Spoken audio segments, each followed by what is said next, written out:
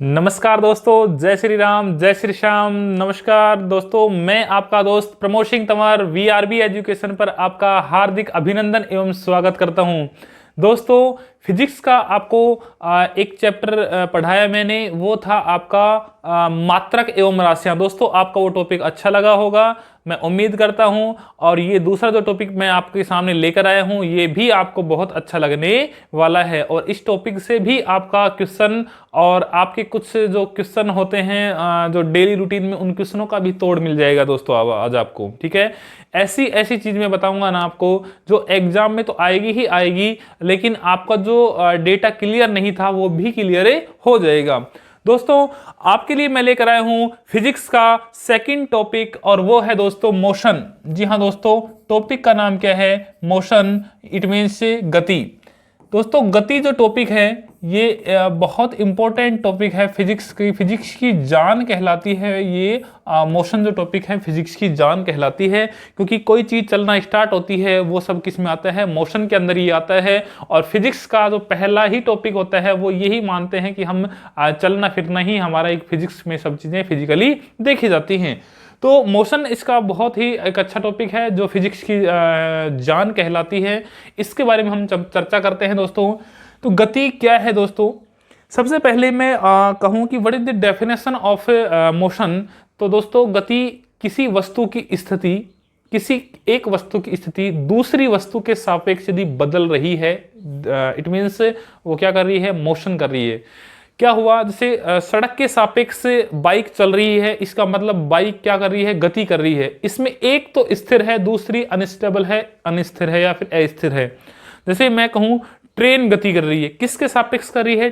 पटरी के सापेक्ष। तो एक वस्तु की गति दूसरी वस्तु के किस सापेक्ष देखी जाती है, और दोनों में जो रिलेवेंट जो होता है वो उसके अकॉर्डिंग ही आप मोशन का देख पाओगे, मोशन को आप एक्सप्लेन कर पाओगे दोस्तों। ठीक है, अब मोशन में बात करते हैं। मोशन में बहुत सारे आपके पास छोटी छोटी डेफिनेशंस हैं, उनको क्लियर करना बहुत जरूरी है, क्योंकि मोशन पढ़ने से पहले ये छोटी छोटी चीजें क्लियर होनी चाहिए दोस्तों। आपका है एक टॉपिक जैसे दूरी, जिसको कहा जाता है डिस्टेंस। ठीक है, क्या कहा जाता है? डिस्टेंस। दूसरे दोस्तों दूरी हो गया। एक है आपका विस्थापन, डिस्प्लेसमेंट।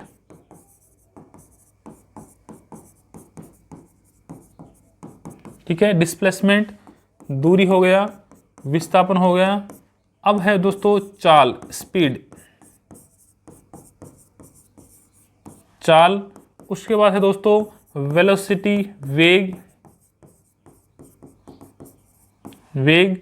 उसके बाद दोस्तों आपका आता है त्वरण,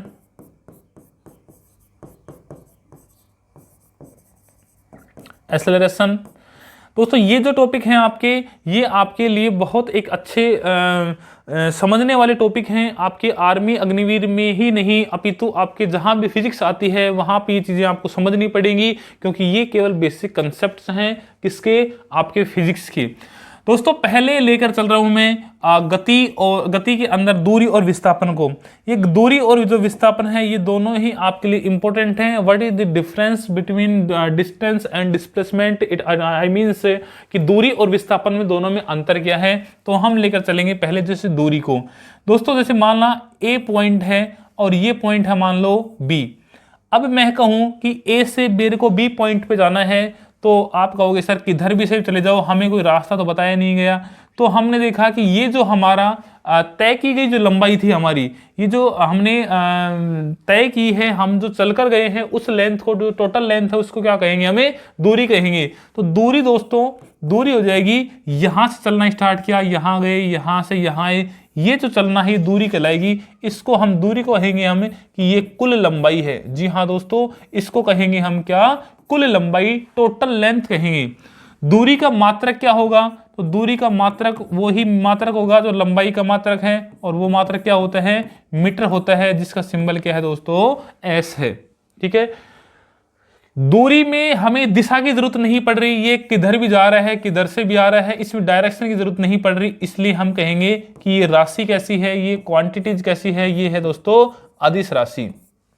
ठीक है, जब कोई बंदा यहां से चलना स्टार्ट करता है, घूम फिर के यहां भी आ जाता है, तो उसके द्वारा तय की गई कुल लंबाई वो कुछ तो होगी, ऐसा नहीं है कि कभी वो जीरो हो जाए। तो हम कहेंगे कि जो दूरी है वो हमेशा कैसी होगी, या तो धनात्मक होगी या धनात्मक होगी। दूरी हमेशा क्या होगी दोस्तों, धनात्मक होती है। दूरी हमेशा क्या होती है, धनात्मक होती है। तो दूरी के बारे में लिख लीजिएगा कि दूरी एक कुल लंबाई होती है, और या फिर मैं लिखवा दूंगा मात्रक इसका मीटर है। ये आप यहाँ पे समझ लेना, बोर्ड के ऊपर सभी के ध्यान बोर्ड पे होना चाहिए दोस्तों। ये आपका यहां से यहां तक की जो लंबाई है वो टोटल लेंथ, वो आपकी क्या कहलाती है, दूरी कहलाती है। मान लो आपने यहां से चालू किया, स्टार्ट किया आपने, और 400 मीटर के ग्राउंड में यहां पे वापस आ गए। ग्राउंड कितने मीटर का था, 400 मीटर का। मैं कहूं बताओ कितनी दूरी तय की आपने, तो आप कहोगे सर यहां से चलना स्टार्ट किया था, वापस यहीं पे आ गए, दूरी तो हमने 0 तय की है, जो कि आपका गलत हो जाएगा दोस्तों। आप यहां से यहां तक वापस आए हैं ना, तो आपने जो कुल लंबाई जो तय की गई है वो कितनी की है, आपने 400 मीटर तय की है। तो आपकी जो दूरी है वो कितनी हो जाएगी दोस्तों, वो 400 मीटर हो जाएगी। आपकी कितने मीटर हो जाएगी, 400 मीटर। आपने देखा कि आपको डायरेक्शन की जरूरत नहीं पड़ रही, या फिर मैं ये कहूं कि इसमें डायरेक्शन बताया नहीं जा रहा है। ठीक है, तो अब दूसरी बात करते हैं, देखते हैं हम कि विस्थापन में क्या फर्क होता है दूरी की कंपेरिजन में। दोस्तों मैं कहूं कि कोई ए बिंदु से बी बिंदु पर जाना चाहता है, इसके लिए 2 वर्ड यूज कर रहा हूं मैं। एक तो है न्यूनतम लंबाई, कौन सी लंबाई, न्यूनतम लंबाई, और एक तो न्यूनतम लंबाई होगी, और एक हो गई आपकी निश्चित दिशा। मैं 2 वर्ड यूज कर रहा हूं दोस्तों, निश्चित दिशा है ना, और फिक्स डायरेक्शन और मिनिमम लेंथ। अगर ये 2 वर्ड यूज करूं तो मेरे को ए से बी पर जाना हो, न्यूनतम लंबाई तय करनी हो, निश्चित डायरेक्शन में, निश्चित दिशा में जाना हो, तो मैं कहूंगा कि न्यूनतम लंबाई और निश्चित दिशा में यदि जाना है तो मेरे को एक ही डायरेक्शन लेनी होगी, क्योंकि मिनिमम लेंथ, इससे कोई मिनिमम लेंथ नहीं हो सकती। यहां से यहां तक जाने के लिए इससे कोई शॉर्टकट पाथ है नहीं हो सकता। तो हम कहेंगे कि ये सबसे मिनिमम लंबाई है, मिनिमम लेंथ है, शॉर्टकट पाथ है। इसको हम क्या कहेंगे, इसको कहेंगे हम विस्थापन। क्या कहेंगे, इसको हम विस्थापन कहेंगे। क्यों कहेंगे, क्योंकि ए से बी तक की जो टोटल लेंथ थी वो तो हम दूरी कह सकते हैं, लेकिन न्यूनतम मिनिमम लेंथ है ना, मिनिमम लेंथ की बात करेंगे, मिनिमम लंबाई की बात करेंगे, न्यूनतम लंबाई की बात करेंगे, तो यही तो बनी है। तो इस न्यूनतम लंबाई को हम क्या कहेंगे दोस्तों, इसको कहेंगे हम विस्थापन। क्या कहेंगे, विस्थापन कहेंगे। और विस्थापन को एस से डिनोट करते हैं। विस्थापन को किससे डिनोट करते हैं दोस्तों, ये हम इसको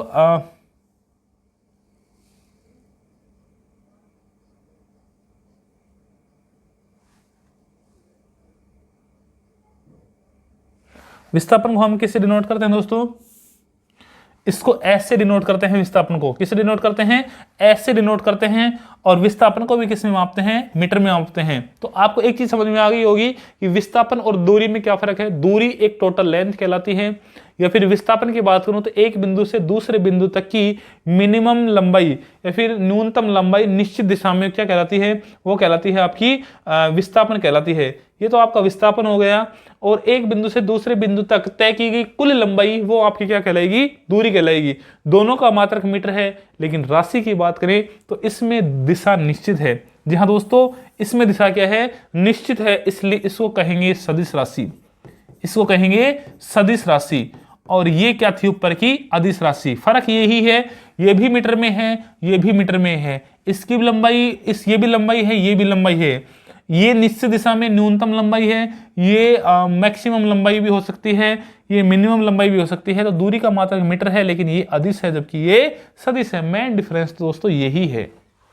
ठीक है, अब बात करते हैं, जैसे मैंने यहां से चलना स्टार्ट किया, मैंने कहा बताओ यहां से यहां तक आया तो दूरी कितनी थी, आपने कहा सर 400 मीटर। मैं कहूं कि यहां से यहां तक वापस आना है मेरे को, तो बताओ विस्थापन कितना तय किया मैंने। विस्थापन होता है डिस्प्लेसमेंट, एक बिंदु से दूसरे बिंदु तक तय की गई मिनिमम लंबाई, मिनिमम लेंथ।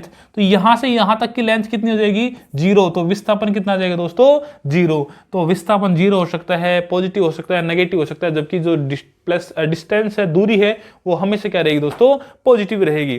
तो आपका पहला जो डिफरेंस था वो आपका समझ में आ गया आपको। तो इसको एक एक को लिखते चलना दोस्तों, एक एक को लिखते हुए चलना है आपको।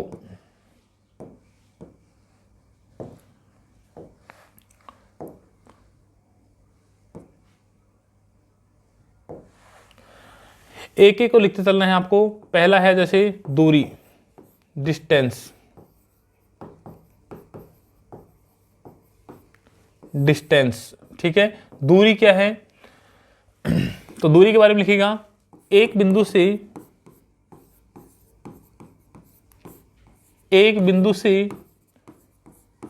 दूसरे, एक बिंदु से दूसरे बिंदु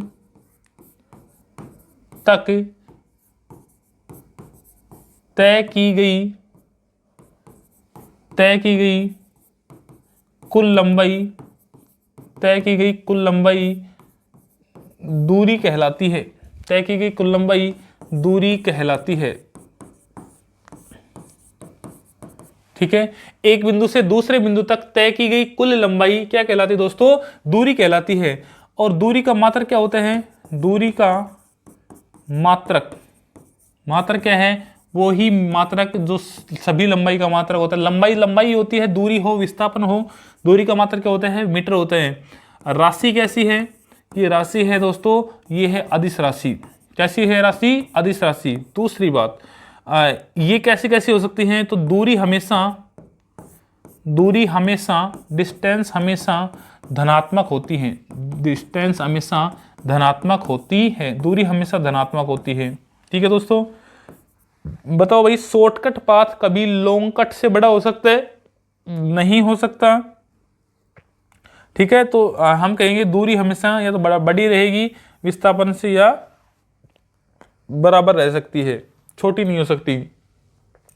ये आपका दूरी का मैटर हो गया कि दूरी एक बिंदु से दूसरे बिंदु तक तय की गई कुल लंबाई दूरी कहलाती है। दूरी का मात्रक मीटर होता है, दूरी अदिश राशि है और दूरी हमेशा क्या होती है, धनात्मक होती है। अब बात करता हूं किसकी, अब बात करता हूं मैं विस्थापन की। विस्थापन की बात करता हूं, डिस्प्लेसमेंट की बात करता हूं मैं, डिस्प्लेसमेंट की बात करता हूं, विस्थापन की बात करता हूं दोस्तों। तो विस्थापन क्या है, एक बिंदु से दूसरे बिंदु तक, एक बिंदु से दूसरे बिंदु तक तय की गई निश्चित दिशा में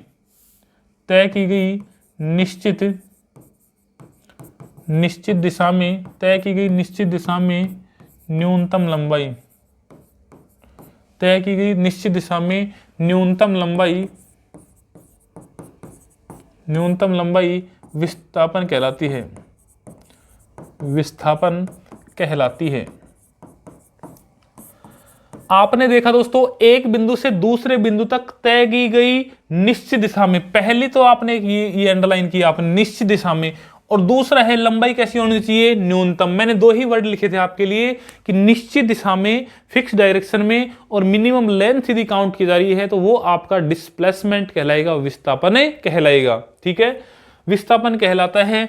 और विस्थापन की यदि बात करें, मात्रक की बात करें, तो इसका मात्रक क्या हो जाएगा, इसका मात्रक वो ही होगा जो लंबाई का मात्रक है, और लंबाई का मात्रक क्या है, मीटर, और सिंबल क्या होगा, एम होगा, ठीक है। और दूरी से कभी बड़ा नहीं हो सकता। इसमें क्या दोस्तों, जो विस्थापन है, ये विस्थापन धनात्मक,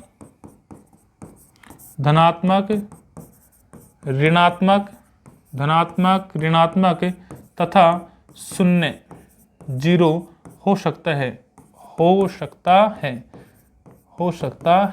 ठीक है दोस्तों। धनात्मक, ऋणात्मक तथा शून्य हो सकता है। राशि कैसी होती है, तो राशि दोस्तों अभी बताई मैंने, निश्चित दिशा है, इस वजह से इसकी राशि कैसी हो जाएगी, सदिश राशि हो जाएगी। कैसी हो जाएगी, सदिश राशि हो जाएगी। एक दोस्तों एक चीज बताओ मेरे को कि ये शॉर्टकट पाथ है, मिनिमम लंबाई है, शॉर्टकट पाथ कभी लॉन्ग कट से बड़ा हो सकता है क्या, नहीं हो सकता। तो हम कहेंगे दूरी विस्थापन से बड़ी नहीं हो सकती, उल्टा लिख दिया मैंने। दूरी कभी भी विस्थापन से छोटी नहीं हो सकती, क्योंकि दूरी तो बहुत बड़ा मात्रक है और विस्थापन छोटा मात्रक है तो दूरी कभी भी विस्थापन से छोटी नहीं हो सकती है। ये ध्यान रखना, विस्थापन दूरी के बराबर हो सकता है, विस्थापन दूरी से छोटा हो सकता है, लेकिन विस्थापन कभी भी दूरी से बड़ा नहीं हो सकता, या दूरी कभी छोटी नहीं हो सकती, दोनों एक ही बात है। तो आपको समझ में आया होगा दूरी और विस्थापन में फर्क क्या है। ठीक है, अब तीसरा तो लेकर चलता हूं मैं आपको चाल पर। किस पर लेकर चलता हूं दोस्तों? मैं आपको चाल पर, स्पीड पर लेकर चलता हूं आपको।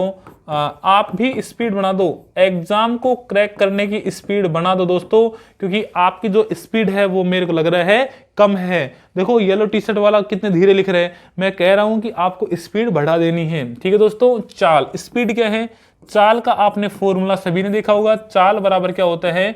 दूरी बटे समय, दूरी बटा समय, यानी कि डिस्टेंस अपॉन ए टाइम। ठीक है, डिस्टेंस अपॉन टाइम जो है वो किसका फॉर्मूला है? आपका स्पीड का फॉर्मूला है, चाल का फॉर्मूला है। ठीक है, अच्छा, चाल, दूरी का मात्रक बताया था मैंने आपको मीटर होता है, समय का होता है सेकंड। तो इसकी यूनिट क्या निकल के आ गई दोस्तों? इसकी यूनिट निकल के आ गई मीटर बटे सेकंड। ठीक है, मीटर बटे सेकंड को मैं ये भी लिख सकता हूं मीटर सेकंड, इसको मीटर बटे सेकंड को लिख सकता हूं मैं मीटर सेकंड इनवर्स। ठीक है दोस्तों, तो ये इसका मात्रक निकल के आ गया, किसका? चाल का। इसकी डेफिनेशन क्या बन सकती है, इसकी परिभाषा क्या बन सकती है? इकाई समय में तय की गई दूरी, इकाई समय में तय की गई दूरी, क्योंकि जब भी बटे में समय होता है तो हम पर यूनिट का यूज करेंगे, इकाई समय का यूज करेंगे, इकाई टाइम का यूज करेंगे, पर यूनिट टाइम की बात करेंगे। तो इसकी डेफिनेशन हम दो तीन प्रकार से बना सकते हैं। क्या? इकाई समय में, इकाई समय में मतलब, इकाई समय मतलब एक यूनिट लिया हमने, एक सेकंड लिया, एक मिनट लिया, जो भी लिया हमने, एक यूनिट की बात की है हमने। तो इकाई समय में, इकाई समय में तय की गई दूरी, तय की गई दूरी क्या कहलाता है?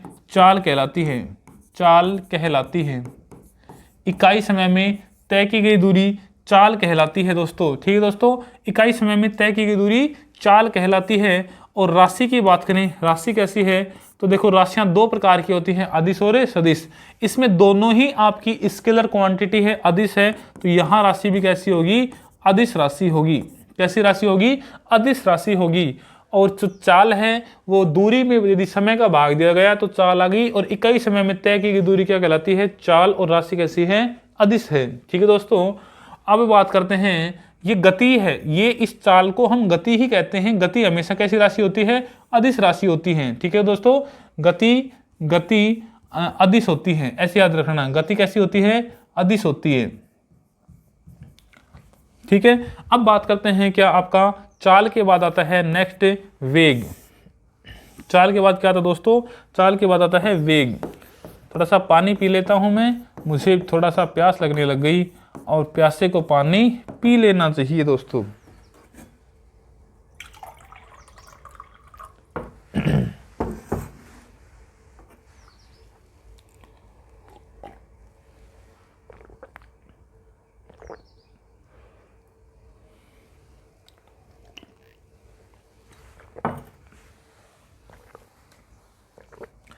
ठीक दोस्तों, वेलोसिटी यानी कि वेग, चाल आ रहा था दूरी में समय का भाग देने के बाद, तो वेग आता है आपका, वेग आता है दोस्तों आपका विस्थापन में समय का भाग देने से। वेग बराबर विस्थापन, विस्थापन बटे में समय, विस्थापन बटे समय क्या कहलाता है? वेग कहलाता है। विस्थापन का मात्रक भी मीटर है और समय का सेकंड है, तो इसका मात्रक हो जाएगा मीटर बटे सेकंड या फिर मीटर सेकंड इनवर्स। इसके दो यहाँ पे आपके इसमें मात्रक निकल के आ गए, मीटर अपॉन सेकंड या फिर मीटर सेकंड इनवर्स। बात करें कि वेग जो है वो कैसी राशि है, तो वो राशि की बात करते हैं हम। यदि राशि की बात करते हैं तो दोस्तों वो राशि कैसी है? सदिश राशि है। कैसी राशि है दोस्तों? सदिश राशि। वेक्टर क्वांटिटी है। सदिश राशि क्यों है? वेक्टर क्वांटिटी क्यों है? सदिश राशि वेक्टर क्वांटिटी क्यों है? क्योंकि इसमें किसका यूज हो रहा है? विस्थापन का यूज हो रहा है। क्योंकि विस्थापन में समय का भाग देने, विस्थापन में समय का भाग देने मतलब विस्थापन का यूज हो रहा है। और विस्थापन कैसी राशि है? सदिश राशि। तो ये राशि भी कैसी होगी? सदिश राशि होगी। आपको ऐसे याद रख लेना है। और चाल कैसी थी? दूरी का यूज हो रहा था, इसका मतलब अदिश राशि थी। ठीक है, आपको ये जो इनका मेथड होता है सदिश और अदिश का, गुणनफल का और जो भागफल का, इनके जो मेथड होते हैं वो आपको आने चाहिए। यदि नहीं भी आते हैं तो आप जो मैं समझा रहा हूं वैसे समझ लीजिएगा कि विस्थापन यदि अदिश सदिश है तो आपकी जो राशि है वेलोसिटी ये भी कैसी आएगी, सदिश आएगी। दोस्तों एक्चुअल में चाल और वेग में फर्क क्या है, मैं थोड़ा सा आपको रफली आइडिया दे देता हूं कि चाल नापी जाती है जहां पे कहीं टेढ़ा मेढ़ा रास्ता हो, जहां पे मोड़ तोड़ हो, मतलब कि स्ट्रेट नहीं हो रास्ता, वहां पे चाल काउंट होती है। जहां पे कहीं स्ट्रेट जाना होता है, कहीं बिल्कुल सीधे जाना होता है, तो वहां पे वेलोसिटी वेग में नापी जाती है। ठीक है दोस्तों, अब बात करते हैं, एक क्वेश्चन और भी पूछा जाता है, एक क्वेश्चन और भी पूछा जाता है क्या कि चाल जो है एक क्वेश्चन और पूछा जाता है चाल का, क्या पूछा जाता है तो सुनिएगा कि जो इनकी चाल होती है, किसकी चाल दोस्तों, ये आपकी जो जहाज होती है, पानी के जो जहाज होते हैं, इनकी जो चाल किस में मापी जाती है। एक क्वेश्चन इंपॉर्टेंट है वैसे ही,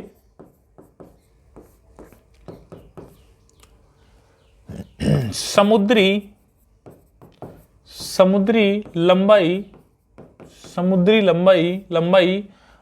नॉटिकल मील में, नॉटिकल मील, समुद्री लंबाई नॉटिकल मील में मापी जाती है। समुद्री लंबाई नॉटिकल मील में मापी जाती है। इसका मतलब क्या हुआ, समुद्री जो लंबाई है वो नॉटिकल मील में नापी जाती है, एनएम में मापी जाती है। और एक नॉटिकल मील जो होता है वो होता है दोस्तों एक्चुअल में तो 1852 मीटर होता है, और इसको मेजरमेंट के लिए हम कितना यूज कर सकते हैं, 1800 मीटर यूज कर सकते हैं। लेकिन यदि 1 मील की बात करें तो 1 मील होता है दोस्तों 1609 मीटर होता है एग्जैक्ट, लेकिन मेजरमेंट के लिए हम इसको कितना मानते हैं, 1600 मीटर मानते हैं। ये दो क्वेश्चन भी आपके लिए बहुत इंपॉर्टेंट रहने वाले हैं। समुद्री लंबाई नॉटिकल मील में, जो समुद्र के जहाज वगैरह जो होते हैं उनको कितनी चल कर आ रही हैं वो नॉटिकल मील में मापी जाती है, क्योंकि 1 nautical mile is equal to 1852 या फिर 1800 मीटर मापी जाती है। और जो 1 मील होती है वो 1609 या फिर बात करें 1609 मीटर या फिर 1600 मीटर जो है वो इसकी लंबाई होती है, किसकी दोस्तों, मील की। तो ये हो गया आपका दूरी, विस्थापन, चाल और वेग में डिफरेंस। ठीक है, अब लेकर चलता हूं मैं किसको, आपको लेकर चलता हूं दोस्तों त्वरण की तरफ। ठीक है, किसकी तरफ लेकर चलता हूं, त्वरण। ये लिख लिया होगा मेरे ख्याल से आपने बहुत अच्छे से, तो मैं थोड़ा इसको मिटा देता हूं। आपने देखा होगा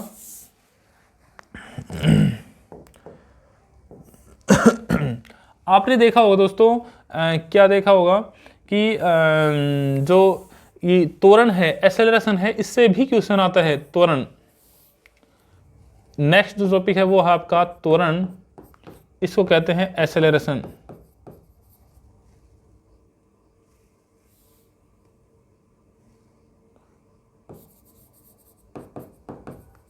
ठीक है, त्वरण एक्सेलरेशन क्या होता है दोस्तों, त्वरण क्या होता है,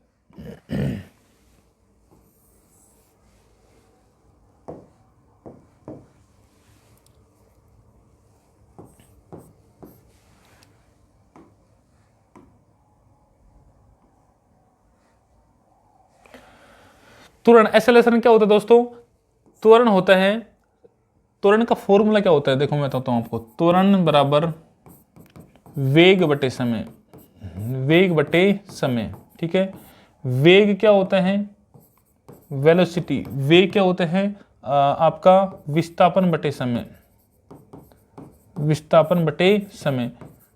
ठीक है, ये तो वेग होता है। और वेग का मात्रक क्या था, वेग का मात्रक था दोस्तों, विस्थापन का मात्रक था मीटर और समय का क्या था, सेकंड। तो इसका मात्रक निकल के आया था मीटर बटे सेकंड। अब इस वेग की जगह ये मात्रक रखता हूं मैं, तो क्या निकल के आता है, ये आता है मीटर बटे सेकंड बटे, ये समय ऑलरेडी है, समय का मात्रक क्या होगा, सेकंड। वेग में वेग का मात्रक होता है मीटर बटे सेकंड और समय का सेकंड, तो मीटर बटे सेकंड, इसका क्या हो जाएगा, ये हो जाएगा मीटर अपॉन में सेकंड स्क्वायर। इसको मैं लिख सकता हूं मीटर इंटू सेकंड माइनस 2। ये है जो आपका त्वरण का मात्रक निकल कर आ गया। ठीक है, हमने किस में भाग दिया, वेग में भाग दिया, पर यूनिट भाग दिया, पर यूनिट यूज करेंगे तब हम वेग निकल के आएगा हमारे पास। तो इसको हम दो प्रकार के परिभाषित कर सकते हैं। इसकी एक्चुअल डेफिनेशन बनेगी ना, वो ये बनेगी कि वेग में वेग में परिवर्तन की दर, क्योंकि rate of change of velocity इसकी डेफिनेशन है, तो रेट ऑफ चेंज की बात करेंगे तो वो किस में होता है, हमेशा टाइम के अकॉर्डिंग ही चेंज होता है दोस्तों। तो वेग में परिवर्तन की दर त्वरण कहलाता है। वेग में परिवर्तन की दर त्वरण कहलाता है। त्वरण कहलाता है। वेग में परिवर्तन की दर त्वरण कहलाता है। और त्वरण का मात्रक आ गया, त्वरण का मात्रक निकल के आया अपने पास, क्या होता है, मीटर बटे सेकंड का स्क्वायर या फिर मीटर इंटू सेकंड माइनस 2। ये त्वरण का क्या होता है, मात्रक। अब बात करते हैं कि त्वरण से इसके अलावा क्या क्या क्वेश्चन बन सकते हैं। सबसे पहले जो डेफिनेशन ही आपके लिए बहुत इंपॉर्टेंट है कि वेग में परिवर्तन की दर त्वरण कहलाता है, ठीक है। और वेग का मात्रक क्या हो जाएगा, मीटर बटे सेकंड, और समय का सेकंड, तो मीटर बटे सेकंड का क्या निकल के आएगा, स्क्वायर निकल के आ जाएगा। अब दोस्तों जब वेग में परिवर्तन ही नहीं होगा तो त्वरण पैदा कहां से होगा। भाई क्वेश्चन दिमाग में ये भी आता है कि वेग में परिवर्तन की दर, मतलब वेग में परिवर्तन होगा तब एक्सेलरेशन पैदा होगा, और वेग में त्वरण ही पैदा नहीं होगा। वेग में परिवर्तन ही नहीं होगा तो त्वरण कहां से पैदा होगा, नहीं होगा। इसको रिप्रेजेंट किससे करते हैं, इसको स्मॉल ए से रिप्रेजेंट करते हैं, ठीक है। अब वेग में परिवर्तन नहीं होगा, मान लो कि आपने यहां से, इधर समझने की कोशिश करना, मान लो आपने यहां से इस ए पॉइंट से और यहां बी पॉइंट तक चलना स्टार्ट किया। आपने चलना स्टार्ट किया, मान लो 5 मीटर पर सेकंड की स्पीड से, वेलोसिटी से आप चले, और यहां भी आप 5 मीटर पर सेकंड पे थे। क्या आपने वेग में परिवर्तन किया, तो कहोगे सर आप v2 माइनस v1, 5 माइनस 5। जी सर, हमने कोई वेग में परिवर्तन नहीं किया। जब कोई वेग में परिवर्तन नहीं होगा तो त्वरण भी कितना आ जाएगा, 0। मान लो आपने कहा कि सर हम ए से बी पर गए तो थे, लेकिन हमने जो स्टार्ट किया था वेलोसिटी कितनी थी, 5 मीटर पर सेकंड, और यहां पहुंचते पहुंचते हमारी होगी 10 मीटर पर सेकंड। जी सर हमने वेग में परिवर्तन किया, मैं कहूंगा पॉजिटिव किया कि नेगेटिव किया, तो आप कहोगे sir v2 minus v1, 10 minus 5, तो आप कहोगे सर 5, मतलब कि पॉजिटिव आया। तो मैं कहूंगा यहाँ पे एक्सेलरेशन जो आएगा आपका वो क्या ऐसा आएगा, पॉजिटिव आएगा। त्वरण हमेशा त्वरण यहाँ पे कैसा आएगा, धनात्मक आएगा। तीसरी कंडीशन में मान लो आपने 10 मीटर पर सेकंड के हिसाब से यहां चलना किया, यहां पहुंचते पहुंचते आपका 5 मीटर पर सेकंड हो गया। मैं कहूंगा वेग में परिवर्तन बताओ कितना हुआ, आप कहोगे सर 5 माइनस 10 बराबर -10 आएगा, -5 आएगा सर। तो आपने कहा सर त्वरण जो आ रहा है ना वो अब किस कंडीशन में आ रहा है, त्वरण जो आ रहा है वो किस कंडीशन में आ रहा है, माइनस की कंडीशन में आ रहे हैं। तो त्वरण आपने एक्सेलरेशन 3 जगह देख लिया आपने। एक बार वेग में परिवर्तन नहीं हुआ तो त्वरण 0, जब वेग में परिवर्तन अधिकतम हुआ तो आपका धनात्मक, जब वेग में परिवर्तन नेगेटिव हुआ तो आपने देखा कि आपका एक्सेलरेशन भी कैसा आया, नेगेटिव आया। तो त्वरण तीनों टाइम अलग अलग आया, तो हम कह सकते हैं कि त्वरण धनात्मक भी हो सकता है, धनात्मक, ऋणात्मक एवं शून्य भी हो सकता है। हम कहेंगे त्वरण धनात्मक, ऋणात्मक तथा शून्य भी हो सकता है, ठीक है। एक्सेलरेशन जो है वो धनात्मक भी हो सकता है, ऋणात्मक भी हो सकता है, शून्य भी हो सकता है। और वेग में परिवर्तन की क्या कहलाते हैं, त्वरण कहलाता है। यदि वेग में परिवर्तन नहीं हो, यदि वेग में परिवर्तन नहीं हो तो त्वरण 0 होगा, ठीक है। वेग में परिवर्तन ही नहीं हुआ तो त्वरण कितना होगा, 0।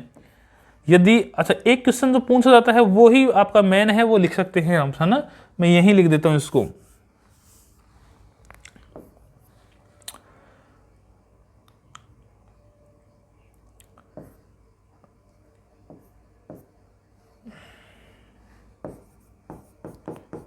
ऋणात्मक त्वरण कब आता है दोस्तों, जब वेग में परिवर्तन नेगेटिव होता है या कम होता है, तो ऋणात्मक त्वरण को मंदन कहा जाता है, मंदन, रिटार्डेशन कहा जाता है।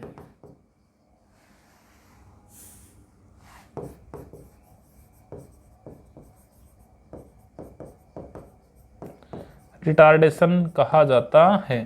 क्या समझे? मैं ये समझा कि नेगेटिव जो चार्ज है, नेगेटिव जो एक्सेलरेशन है, उसको हम रिटार्डेशन या मंदन कहा जाता है या कह सकते हैं। क्यों? क्योंकि हम जब यहाँ से 10 मीटर पर सेकंड के हिसाब से चल रहे थे, यहाँ पहुँचते पहुँचते 5 मीटर पर सेकंड हो गए, मतलब कि हमने नेगेटिव काम किए या फिर नेगेटिव की तरफ काम किए हैं, हमारा वेग धीरे धीरे कम होता चला गया है। तो हम ये कह सकते हैं कि हमारी जो स्पीड है, जो हमारा एक्सेलरेशन है, वो नेगेटिव आया। तो अगर एक्सेलरेशन नेगेटिव आता है तो हम कहेंगे गाड़ी हमारी कैसी पड़ गई? मंद पड़ गई या फिर मंदन हो गया। ठीक है, ये आपका हो गया त्वरण। ठीक है दोस्तों, ये आपका क्या हो गया? त्वरण। त्वरण में आपने 2-3 चीज सीखी। त्वरण जो है हमेशा धनात्मक हो सकता है, नेगेटिव हो सकता है, पॉजिटिव हो सकता है, जीरो हो सकता है। आपका ये त्वरण है वो वेग में परिवर्तन नहीं होगा तो त्वरण भी पैदा नहीं होगा। और नेगेटिव जो चार्ज है, नेगेटिव एक्सेलरेशन, वो हमेशा क्या कहलाता है? मंदन कहलाता है। या आप अच्छे से लिख लेना क्योंकि ये आपके लिए बेहद जरूरी है। ठीक है दोस्तों, अब चलते हैं हम किधर? हम नेक्स्ट जो है वो आपने देखा होगा कभी टॉपिक जो आपके लिए बहुत इंपॉर्टेंट है, वो है आपका, एक तो है दोस्तों बल। बल, बल क्या होता है दोस्तों? फोर्स। ठीक है, फोर्स, मैं फोर्स को डिफाइन नहीं कर सकता इतने छोटे से शब्दों में, क्योंकि फोर्स जो है बहुत बड़ा फोर्स शब्द है। दिखने में हो सकता है 2 ही इसके अंदर अक्षर हों, लेकिन होने को बहुत बड़ा ये है। इसको मैं एक्सप्लेन करने के लिए मेरे को 2-3 घंटे कम से कम चाहिए। लेकिन ये जो बल है आपके लिए इतना ही जरूरी है कि बल क्या है, क्योंकि हमें केवल अभी बेसिक डेफिनेशन पढ़नी है। बल के बारे में जो पढ़ेंगे हम थोड़ा और आगे पढ़ेंगे। ठीक है, बल कितने प्रकार के होते हैं, एक मिनिमम, एक बॉडी ऊपर मैक्सिमम कितने फोर्सेज लग सकते हैं, इन सभी के बारे में हम आगे चर्चा करेंगे। अब बात कर रहा हूं मैं केवल बल की परिभाषा की। तो बल की परिभाषा हम कहेंगे किसी वस्तु को जैसे मान लो मैंने कहा कि ये मार्कर है, ये यहाँ पे रखा है। किसी वस्तु को यहाँ से अपनी स्थिति परिवर्तन के लिए, इसकी पोजीशन यहाँ पे थी, इसकी पोजीशन चेंज करने के लिए एक एक्सटर्नल वर्क, एक बाह्य कारक जो इस पे काम करे और इसकी पोजीशन को चेंज कर दे, वो क्या कहलाता है? फोर्स कहलाता है। ठीक है, अब फोर्स क्या सर क्या चेंजमेंट हो जाएगा तो ही फोर्स कहलाएगा? नहीं, किसी एक चीज को, किसी एक थिंग को खिसकाने का प्रयास करे, या तो वो खिसक जाए या नहीं खिसके, लेकिन कहलाएगा क्या? वो बल। किसी एक वस्तु की स्थिति परिवर्तन के लिए उसमें लगाया गया, उस पे बाह्य कारक, उस पे एक्सटर्नल वर्क, वही क्या कहलाता है? बल कहलाता है। और फोर्स को डिफाइन करते हैं किससे? F से। और इसका फॉर्मूला होता है दोस्तों m इंटू ए, जहां पे m क्या है दोस्तों? m है इसका मास। मास बोले तो द्रव्यमान, मास बोले तो द्रव्यमान। और ए क्या है यहाँ पे है एक्सेलरेशन, यहाँ पे है एक्सेलरेशन। एक्सेलरेशन बोले तो त्वरण। द्रव्यमान और त्वरण दोनों को गुणा किया जाएगा तो दोस्तों क्या निकल के आएगा? आपका निकल के आ जाएगा बल। ठीक है, ठीक है दोस्तों, बल तो निकल के आ गए। अब मैं बात करूं कि एक टर्म होती है जिसको कहते हैं हम संवेग, और एक होता है आवेग। ये दोनों में क्या डिफरेंट होता है दोस्तों? तो संवेग जो वर्ड है, संवेग, ये होता है आपका मोमेंटम। मोमेंटम ये होता है दोस्तों संवेग। संवेग क्या होता है? संवेग होता है, इसको पी से डिनोट करते हैं। संवेग को किसी डिनोट करते हैं दोस्तों? पी से। तो आप इसको डेफिनेशन के बजाय आप इसका फॉर्मूला याद कर लो। ये होता है m इंटू वी। पी बराबर m इंटू वी। यहाँ पे m क्या है? यहाँ पे है m मास। m क्या है दोस्तों? यहाँ पे है मास। और v क्या है? यहाँ पे वेलोसिटी। ठीक है, m क्या है? मास, और v क्या है? वेलोसिटी। द्रव्यमान और वेग दोनों का गुणनफल क्या कहलाता है? संवेग कहलाता है। इसकी यदि भौतिक राशि, इसका मात्रक क्या था? इसका मात्रक था, मास का था किलोग्राम, त्वरण का था मीटर पर सेकंड स्क्वायर। तो इसकी यूनिट एक तो आगे किलोग्राम मीटर पर सेकंड स्क्वायर। ऐसा ही मात्रक क्या होता है इसका? न्यूटन। सिंबल होता है इसका n। ठीक है दोस्तों, अब यहाँ पे संवेग की बात करें, इसका मात्रक क्या हो जाएगा? यहाँ पे हो जाएगा किलोग्राम इंटू, यहाँ पे v क्या है? वेग। वेग का क्या होता है? मीटर पर सेकंड। इसकी यूनिट निकल के आ गई आपके पास किलोग्राम इंटू मीटर बटे सेकंड। इसके अलावा एक यूनिट और होती है इसकी, न्यूटन इंटू सेकंड, जो कि मैं थोड़ा आगे समझाऊंगा कैसे निकल के आती है। आपको ये ध्यान रखना है कि संवेग की यूनिट क्या होती है? किलोग्राम मीटर पर सेकंड इंटू या ऑब्लिक लगा के लिखा है मैंने, न्यूटन इंटू सेकंड। तो ये बल हो गया, संवेग हो गया। नेक्स्ट है आपका आवेग। क्या है दोस्तों? आवेग, इम्पल्स। आवेग, इम्पल्स, इसको डिनोट करते हैं किससे? IF से डिनोट करते हैं या फिर किसे डिनोट करते हैं? J से डिनोट करते हैं। ये आवेग की परिभाषा क्या कहलाती है? आवेग की परिभाषा होती है किसी वस्तु पर कम समय के लिए, किसी वस्तु पर अल्प समय के लिए, किसी वस्तु पर अल्प समय के लिए लगाया गया बल, अल्प समय के लिए लगाया गया बल आवेग कहलाता है, आवेग कहलाता है। किसी वस्तु पर अल्प समय के लिए लगाया गया बल आवेग कहलाता है। इसका मतलब हुआ कोई एक कम टाइम के लिए किसी वस्तु पर बल लगाया गया हो, किसी वस्तु पर एक्सटर्नल फोर्स लगाया गया हो, उसको क्या कहा जाता है? इंपल्स कहा जाता है, आवेग कहा जाता है। जैसे मैंने एक बॉल आई मेरे पास, उस पर मैंने बैट से लगा दी उस पर फोर्स, ठीक है, और वो आपने देखा कि बल्ले से जैसे ही उसके ऊपर आपने फोर्स अप्लाई किया, वो जो फोर्स अप्लाई किया वो बहुत कम समय के लिए किया था आपने, डेल्टा टी के लिए आपने काम किया था या बहुत कम समय के लिए आपने काम किया था उस पर, लेकिन वो बॉल उस पर इतना फोर्स लग गया ना कम समय के लिए कि बॉल बाउंड्री पार चली गई। दैट्स इंपल्स, ठीक है। अब वो क्या है? आवेग है। इसका फॉर्मूला क्या बन जाएगा? J बराबर बल लगाया, कितने समय के लिए लगाया? अल्प समय के लिए। अल्प को किससे लिखेंगे? डेल्टा टी से। तो क्या निकल गया? F into delta T. F का मात्रक न्यूटन और डेल्टा टी का मात्रक समय का। समय का मात्रक क्या होगा? वही सेकंड होगा, तो इसका मात्रक न्यूटन और समय का मात्रक सेकंड। मात्रक निकल के आ गया इसका न्यूटन इंटू सेकंड। ठीक है दोस्तों, तो आवेग अल्प समय के लिए लगाया गया मात्रक है आवेग, और इसका फॉर्मूला होता है J बराबर F इंटू डेल्टा टी, और इसका मात्रक हो जाएगा न्यूटन इंटू सेकंड। तो ये आपका हो गया बल भी हो गया, आवेग भी हो गया, संवेग भी हो गया। तो ये कुछ टर्मिनोलॉजी थी आपकी, वो आपकी ये थोड़ा कंप्लीट हो गई है। ठीक है दोस्तों, आपकी इस टर्मिनोलॉजी को आपको इस मोशन के अंदर जरूर पढ़ना पड़ेगा दोस्तों। ठीक है, ये मोशन का केवल बेसिक कंसेप्ट थे, मोशन के गति के बेसिक कंसेप्ट थे। अब आपको देखना होगा कि नेक्स्ट जो वीडियो आएगी उसमें आपको न्यूटन की गति के नियम में पढ़ाए जाएंगे। ठीक है दोस्तों, तो मेरे ख्याल से आज के लिए सफिशिएंट रहेगा, और मिलेंगे अगले एपिसोड में, अगले क्लास के अंदर। जय हिंद, जय भारत।